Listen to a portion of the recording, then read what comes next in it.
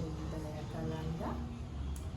Actuellement, je suis chef de cellule partenariat au département de partenariat et coopération bi- et multilatérale au niveau du PNMLS, au niveau national. Je connais le RACOJ, depuis sa création. Et ça, c'était en Bujimaï, après le forum des jeunes sur le VIH qui avait lieu à Kinshasa. Et c'est en 2005, au retour des jeunes qui avaient participé au forum, ils ont fait la restitution en province. Et quand ils ont fait la restitution, on a mis en place le RACOJ. Et à l'époque, nous, on avait parlé de RJLSK en Bujimaï. C'était avant qu'on puisse avoir le nom au niveau national. Lorsqu'on on est entré en contact avec les collègues qui étaient au niveau national, donc la coordination nationale, ils nous ont communiqué le nom de RACOJ, les réseaux des associations congolaises de jeunes. Et nous, on a eu à modifier de notre côté au niveau de Bujimaï. Mes premières impressions par rapport au RACOJ, pour moi, c'était une réponse à beaucoup de problèmes qu'avaient les jeunes sur leur santé sexuelle et reproductive. Et c'était une très bonne opportunité, à mon avis, pour la jeunesse à l'époque, parce que le RACOJ parlait de la santé sexuelle et reproductive des jeunes, de VIH. Pour moi, en tout cas, c'était une très belle occasion pour que les jeunes fassent connaissance sur leur santé sexuelle et reproductive et sur le VIH. Et c'était une autre façon de passer les messages auprès des jeunes, par les jeunes, avec l'appui de différents programmes. Voilà. En fait, l'impact que le RACOJ a eu dans ma vie, je peux dire que j'ai passé presque toute ma jeunesse au RACOJ. Pour moi, c'était un lieu d'encadrement et d'instruction par rapport à la santé des adolescents et des jeunes. Et étant donné que j'avais des ambitions, parce que j'ai adhéré au RACOJ, j'étais encore aux humanités. Et par rapport à mes ambitions, j'ai trouvé que les RACOJ, c'était un lieu pour moi où je devais aussi aider les auteurs. D'abord au niveau provincial, où j'avais occupé le poste de secrétaire général à l'époque par rapport à la structuration. Et ensuite coordonnatrice provinciale adjointe, ensuite coordonnatrice provinciale. J'ai fait presque 2 mandats et pour raison d'études, je suis venue au niveau de Kinshasa pour intégrer la coordination nationale. Et j'ai trouvé que c'était ma manière à moi d'aider la jeunesse au sein de RACOJ. Et c'est ce que j'ai fait avec toutes les équipes avec lesquelles j'avais eu à travailler, que ce soit en province ou au niveau national, où j'ai travaillé sur différents projets. D'abord en tant que chargée de programme genre, et puis coordonnatrice nationale de RACOJ, a mis en œuvre plusieurs projets avec plusieurs partenaires. C'était toujours dans le sens d'aider la jeunesse par rapport à son épanouissement, parce que comme le RACOJ, c'est vraiment une plateforme qui prend en compte tous les problèmes des jeunes d'une manière holistique, en faisant un focus sur le VIH. Et c'était une façon pour moi d'aider la jeunesse congolaise et de servir le pays à travers le RACOJ. Une expérience ou une activité qui m'a particulièrement marquée au sein du RACOJ, Il y a eu plusieurs activités qu'on a organisées. Je prends l'activité qu'on avait organisée sur la marche blanche. La marche blanche, à l'époque, j'étais en Bujimaï comme coordonnatrice provinciale. Cette activité a été organisée concomitamment avec toutes les autres provinces. Et c'était le même jour, à la même heure. On avait tenu compte de fuseaux horaires des différentes provinces. Et c'était l'activité qui m'avait vraiment beaucoup impressionnée. Tous les jeunes étaient en blanc. Et j'avais gardé un très bon souvenir à l'époque. Au niveau national, c'était le cordon paix à son âme, Trésor Cassia, qui chapeautait les raccroches. Et c'est l'activité qui m'avait vraiment la plus marquée au sein de Raccroche. Et ça m'a donné ce goût-là de continuer à œuvrer au sein de Raccroche et d'organiser encore d'autres activités comme le projet Jeunes et DCCR qu'on avait fait un lancement ici vraiment impressionnant. Et c'est un projet qui a eu beaucoup de succès et qui continue d'ailleurs à avoir beaucoup de succès, à impacter la vie de beaucoup de jeunes, des adolescents, que ce soit au niveau scolaire, que ce soit dans la communauté, que ce soit les gens de la rue, qu'on appelle souvent les enfants de la rue. Ce projet continue à les aider. Ce qui a fait la force de Raccroche depuis 20 ans, c'est d'abord ces sentiments-là de travailler en équipe et cette passion-là de contribuer à aider la jeunesse congolaise. Cet esprit-là,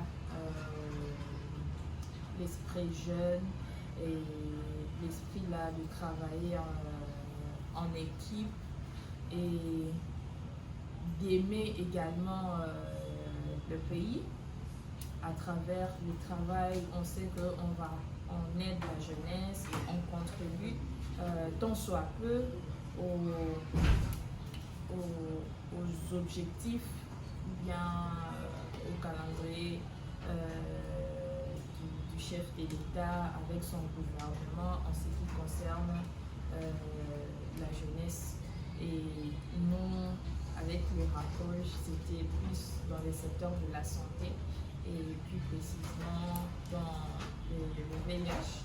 Et le Raccroche, sa force aussi, c'est cette facilité-là d'intégrer d'autres pathologies dans la riposte, comme dans son agenda, comme le paludisme, la lutte contre le paludisme, la tuberculose, toujours en gardant sa cible de la jeunesse et des adolescents.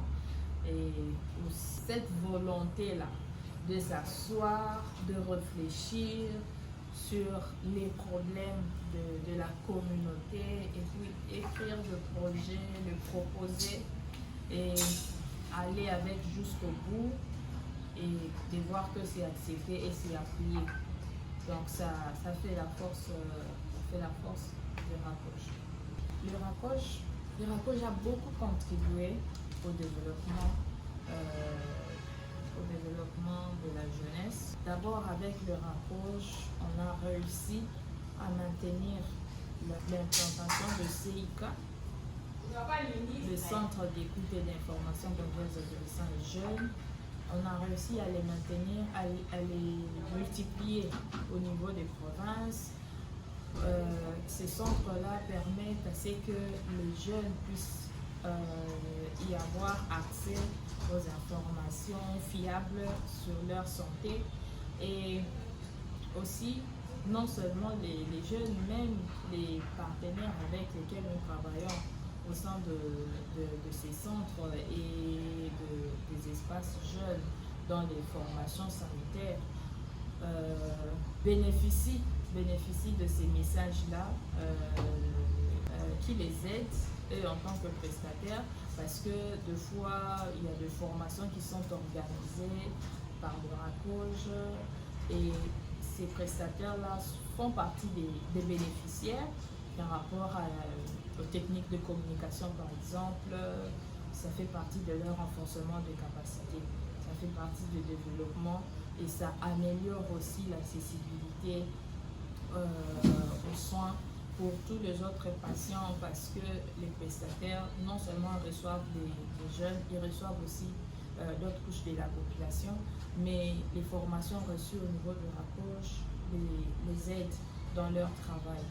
La protection, oui, parce que avec tout ce que le RACOJ a eu à mener comme activité, parce que le RACOJ est plus focus dans la prévention, toutes les activités de sensibilisation, de renforcement de capacité, ça a beaucoup aidé les jeunes, que ce soit au niveau des écoles, que ce soit au niveau des universités.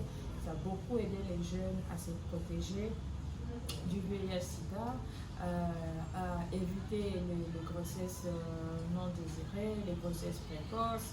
Ces informations ont aidé les jeunes à se prendre en charge d'une manière autonome par rapport à leur santé. Beaucoup, en tout cas, beaucoup de RACOJ a contribué énormément dans la protection des jeunes et aussi par rapport au développement. Aujourd'hui, si on parle du corps sur les VIH ou la santé sexuelle et reproductive au sein des écoles, donc dans les cursus scolaires, même à l'université, c'est parmi les grands résultats que le RACOJ a pu atteindre dans son travail, et aussi beaucoup de plaidoyers sur l'accès de mineurs au dépistage, beaucoup de plaidoyers sur la mobilisation de ressources au niveau domestique, au niveau pays, et beaucoup de plaidoyers pour le Fonds mondial, parce que le Fonds mondial c'est un grand partenaire au niveau pays dans la lutte contre le VIH, la tuberculose et le paludisme. Le RACOJ a conduit beaucoup d'initiatives au niveau pays pour faciliter cette compréhension-là de la riposte, que ce soit pour les VIH au niveau national ou au niveau provincial. Vraiment, le RACOJ a beaucoup contribué. De jeunes, que ce soit le développement en tant que jeune, et même sur le plan psychique, mental, ou on peut dire psychologique, les RACOJ a beaucoup contribué, et même pour les infrastructures avec les prestataires de terrain. J'ai beaucoup aidé le pays. RACOJ, les 20 ans de RACOJ représentent pour moi 20 ans de service, de service rendu au pays, et 20 ans de beaucoup de sacrifices pour l'encadrement des jeunes, 20 ans aussi de réussite pour 20 ans de réussite dans la riposte, parce que presque partout au pays, en tout cas dans toutes les provinces, dans les 26 provinces du pays, je ne pense pas qu'il y a une des provinces où on ne peut pas parler des activités de RACOJ. Je ne pense pas. Je ne pense pas. Ce sont des 20 ans de travail, de réussite et de sacrifices pour tous les staffs du RACOJ, que ce soit au niveau national, au niveau provincial. Vous sentez vraiment cette volonté-là de pouvoir travailler et d'aider la jeunesse. Voilà.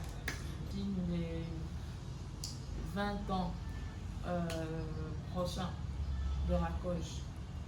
Bon, J'ai toujours pensé à un RACOJ plus grand en tout cas au niveau national, même en province. Un RACOJ qui en fait est une structure de référence au niveau national, une structure de référence donc auprès de qui les gouvernements se réfèrent pour résoudre certains problèmes de la jeunesse. Donc, quand les gouvernements organisent des fois de consultations aussi, tout ça, mais il va consulter le RACOJ pour avoir certaines propositions des activités ou de projets, de projets bancables qui pourront aider le gouvernement dans sa mission en ce qui concerne les jeunes en RDC.